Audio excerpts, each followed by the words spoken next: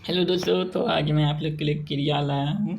तो क्रिया के क्वेश्चंस लाया हूँ। तो पहला क्या क्वेश्चन है कि संज्ञा, सर्वनाम और विशेषण शब्दों में प्रत्यय लगाकर जो धातुएं बनती हैं उन्हें क्या कहते हैं? तो उन्हें हम लोग नाम धातु कहते हैं। अब क्या है क्वेश्चन कि वह घर पहुँच गया, इस वाक्य में पहुँच गया निम्नलिखित में से किस क्रिया का उदाहरण है? तो यह पूर्वकालिक क्रिया का उदाहरण हो गया।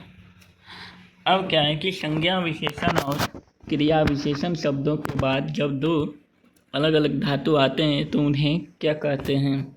उन्हें सम्मिश्र धातु कहते हैं।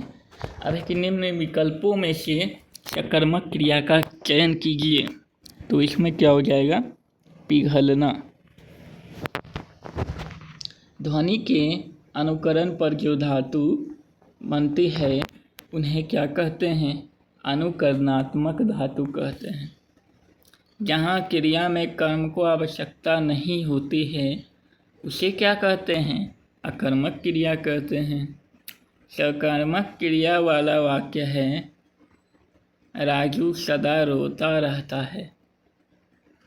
अब क्या अकर्मक क्रिया के कितने भेद होते हैं? तो इसके दो भेद होते हैं।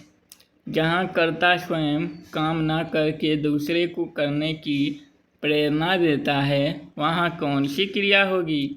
वहाँ प्रेरणार्थक क्रिया होगी। अब क्या है कि बच्चे खेलते खेलते थक गए, यह वाक्य किस क्रिया का उदाहरण है? तो यह असमापिका क्रिया का उदाहरण हो गया।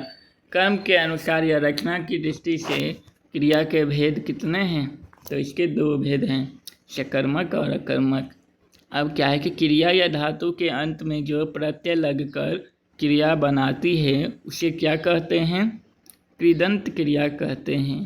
किस क्रिया का अपना अर्थ नहीं होता है? रंजक क्रिया इसमें सही हो गया। इसमें क्या होगा? रंजक क्रिया। अब है कि धातु के बाद या प्रत्यय जोड़कर कौन सी क्रिया बनती है? द्वितीय प्रेरणार्थक क्रिया। धातु के बाद आ प्रत्यय जोड़कर कौन सी क्रिया बनती है?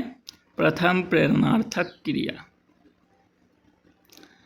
आयुषी रोते रोते सो गई, वाक्य में कौन सी क्रिया है? ये हो गया असमापिक क्रिया।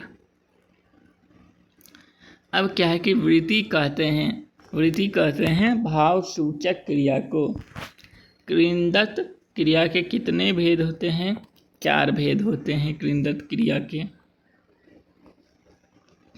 अब कि मूल धातु में कर प्रत्यय लगाकर जो क्रिया बनती है उसे क्या कहते हैं? पूर्वकालिक क्रिया कहते हैं। भाव सूचक क्रिया के कितने भेद होते हैं? 5 भेद होते हैं।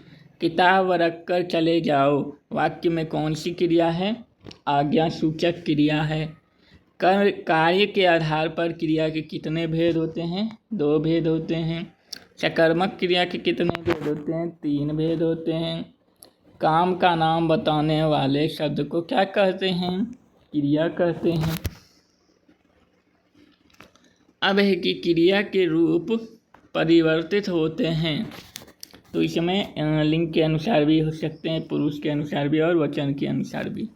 राम सोता है, कौन क्रिया है? तो ये अकर्मक क्रिया हो गया। क्रिया मूल किसे कहते हैं? धातु को। धातु के मूल रूप को क्रिया कहते हैं। अब क्या है कि निम्नलिखित क्रियाओं में से कौन सी क्रिया अनुकरणात्मक नहीं है? तो इसमें जुठलाना हो गया। क्रिया बनाने के लिए धातु में क्या जोड़ा जाता है? ना जोड़ा जाता है। अब है कि मूल धातु का प्रयोग अज्ञार्थ के रूप में किसके साथ किया जाता है? तुम के साथ। निम्नलिखित में से किस वाक्य में अकर्मक क्रिया है? गेहूं पीस रहा है। अब क्या है कि मूल धातु होती है स्वतंत्र होती है। निम्नलिखित में से किस क्रिया में अकर्मक क्रिया है? ज्योति रोती है। नाम धातु में किस प्रत्यय का प्रयोग होता है? तो इसमें आ धातु का आ प्रत्यय का प्रयोग होता है।